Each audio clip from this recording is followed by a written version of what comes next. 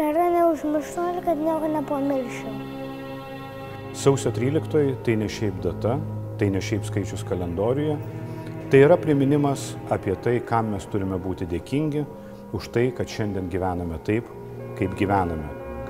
Prieš 30 metų, man kalbant su draugu apie būsimą nepriklausomą Lietuvos valstybę, mums iš susijaudinimo drebėjo rankos. Todėl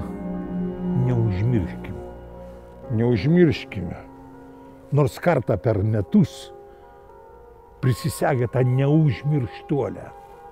Būkime dėkingi visiems kovojusiems, žuvusiems ir nukankintiems Lietuvos laisvės gynėjams.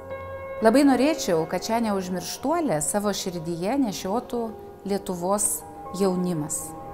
Ir turime prisiminti ir auką, ir reikšmę. Nes reikšmė buvo ne tik tai Lietuvai, reikšmė buvo Europos istorijai. Šiandieną mes esam dėkingi tiems, kurie nepabūgo mirties, kurie paaukoja savo brangiausią turtą, gyvybę. Mes jų neužmirštam. Bet parodykime, kad mūsų, kurie neužmiršta, kuriam ne vis tiek yra daug.